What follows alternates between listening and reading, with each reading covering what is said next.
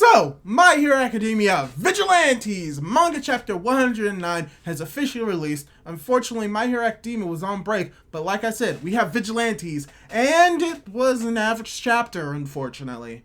And we'll talk a little bit more about it, why, right after this intro.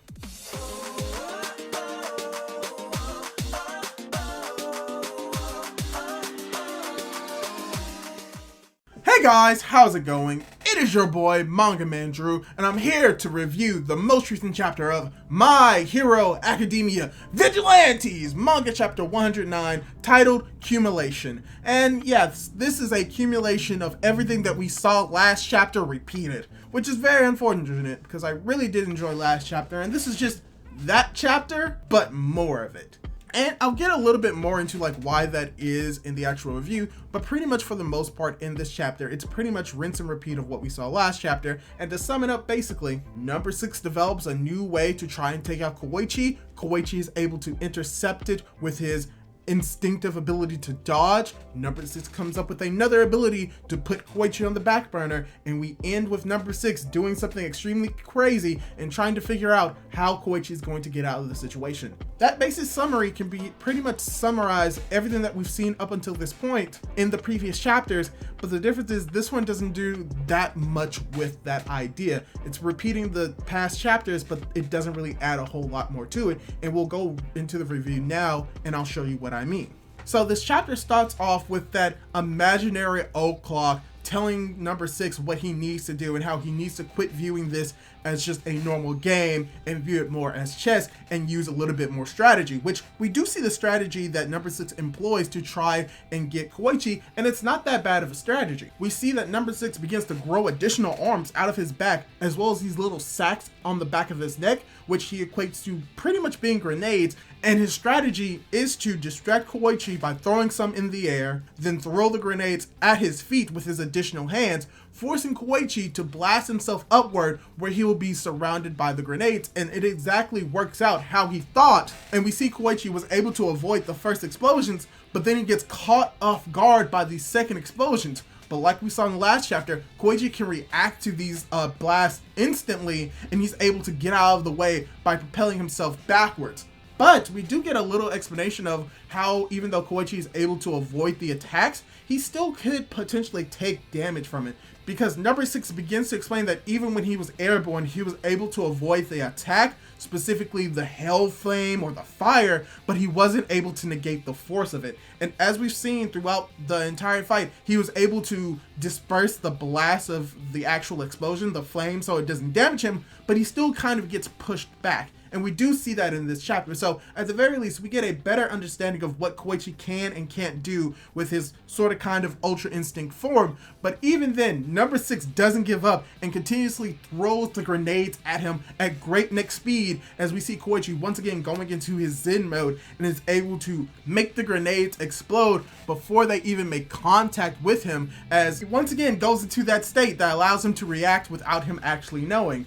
Unfortunately, through him using this attack, he is unable to stay airborne for long, and he takes a tumble into the ground, but he is still able to escape fairly easily. And then once again, number 6 and old clock inside of his mind have to come up with a different strategy, as they come up with a new strategy of using another bomb of a different type, where we immediately cut over to Moiru and Rapt dealing with the Anonymous, as well as with the other police officers, restraining them with nets. And as they're restraining them with nets, we see the Anonymous villains react, as we cut over to the next few scenes where we see the Anonymous villains are going after Koichi. So like I said, pretty much sort of a rinse and repeat of what we saw in the last chapters. Number 6 comes up with a plan, he implements the plan, Koichi is able to avoid it, and then number 6 has to think of another plan. We pretty much see this through this entire chapter, and we don't even get like a big bombastic ending for his plan, but the anonymous villains are a little bit more different, and they may work in number 6's favor, but it could be for a reason that he did not expect. Because we do have the scene of the anonymous villains coming at Koichi. Koichi realizes that they're coming after him, and he's like, oh man, there's so many of them, I cannot use my Shurigo Blam, which we do get his attack in this chapter. Gosh, I still hate that name. But we see that he used his Shurigo Blam to destroy the grenades, and now he's trying to use his Shurigo Blam to at least mitigate these anonymous villains from coming after him. He says, okay, I can't really hit them, but I can at least hit their legs. And we see this moment of him shooting them off, but they're curving around the body as Koichi's like, oh man, I couldn't do it at all. I'm gonna get flanked eventually. And this is something very interesting, because here's the thing. This isn't the first time we've seen Koichi aim for a vital organ or attack someone with the Shurigo Blam, and he misses. Because the first time we saw that is when he had number 6 dead to rights, was about to shoot him in the head, but he remembered what happened with Popstep and what she thought about his Shurigo Blam and attacking actual people, and he missed. And we see once again, these blasts are curving around them. Not like just missing completely, but they're literally curving, not trying to hit them. So I think that this kind of gives an implication of the flaw with Koichi's ability, or as he is right now. Koichi's able to defend himself unconsciously. He's able to avoid attacks without thinking, but he's unable to actually attack people with the power. And it's because of his own mental block that he has with Popstep, as we saw when he almost had number 6 dead to rights, as well as with these anonymous villains. So what I'm getting here is that this fight could go on indefinitely if Koichi remains the character that he is and is unable to attack using his Shurigo Blam. Meaning that in this war of attrition, number 6 could potentially win, because he could have a way to put down Koichi over time, but Koichi wouldn't have a way to defeat number 6 based off his own mentality. So it's going to be very interesting to see whether or not Koichi would be able to unlock the ability to actually attack people to hopefully end number 6 once and for all, or someone else has to come in to defeat number 6 for him. Knuckle duster, knuckle duster, knuckle duster. But yes, going from that moment, we do get the reveal that number 6 and O'Clock within number 6's psyche comes up with this idea that using the anonymous villains to flank Koichi, and how when it comes to how he's able to do this, it's because of his new monstrous body and how his brain has been on fire, filled with hate, filled with rage, filled with the determination to defeat Koichi, which is pretty much the reasoning why he can control all of these young moves. His brain is moving so fast with his monster form that he's able to not only control what he's doing, but control all of the anonymous villains simultaneously, which we do get a double page spread of this moment. And it's a really cool double page, not double page spread, but just a big page of showing the connections between the anonymous villains, and how for the most part they kind of act like the nervous system or synapses being able to connect to one each other at breakneck speeds, as we finally see them surround Koichi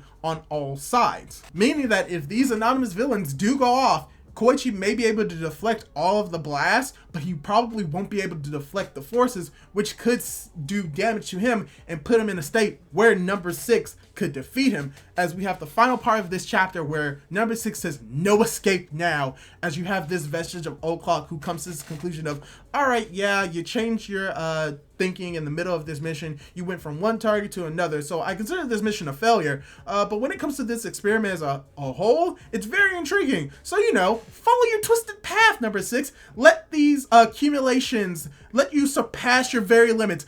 Do it! Go crazy! Do everything! As we have the ending of the chapter of the O'Clock vestige, sorta kinda, being more like number 6. And this could lead to two different aspects of where this is going. Either number 6 has now begun to corrupt the O'Clock persona that he has created, that is more strategic, and now he's gonna just go full wild. I guess there's a third one actually.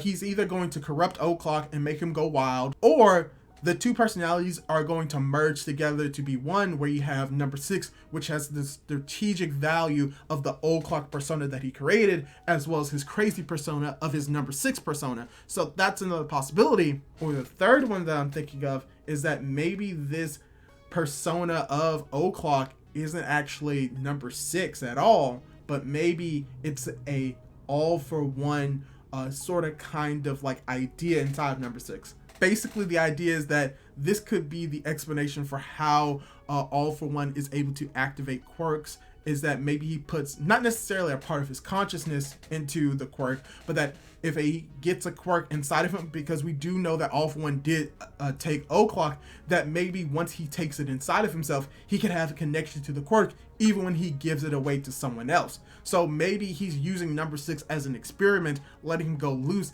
and is using him to see how far he can push this to the next level. So that's just a possibility, and it could tie into an idea about who the traitor is and how it could be Deku because of this connection, but we just don't know. Most likely we're gonna get an answer next chapter, but overall this was a okay chapter of My Hero Academia Vigilantes. Like I said, we got a lot of retreading of the same concept that we've seen in the past few chapters, done a little bit better, but at least I think that this may be the last time we see this in motion. Next chapter, we may see number 6 come up with another plan, but I think that we've probably run this course of going down this exact same setup, so hopefully something new will be happening next chapter. Like I said, potentially Knuckle Duster coming up, maybe number 6 has Koichi dead to rights, he's about to kill him, and then number 6 comes to the rescue, or another hero comes to the rescue to defeat number 6 or to rescue Koichi. I'm really hoping Knuckle Duster comes back. I just really want to see him in the story. So that's kind of my thoughts on this chapter. It was okay, nothing really spectacular, but I still enjoyed it. So yeah, that's all I really have to say about this chapter. Also, you know, it was fun to see Moriru and Rapt again. That was also cool. It was somewhat comedic, but not really like bursting my gut laughing. But yeah, what did you think of this chapter? Did you like it? Did you dislike it? Did you think that it's average? Do you even like My Hero Academia Vigilantes? Because frankly, I'm okay with it. I really do like it. Leave your thoughts down in the comments down below. Leave a like on the video if you liked it. Subscribe to my YouTube channel. Hit that notification bell to be notified for whenever I upload more content like this, and do all that cool jazz. And hopefully, I'll be able to catch you in my next video. Goodbye!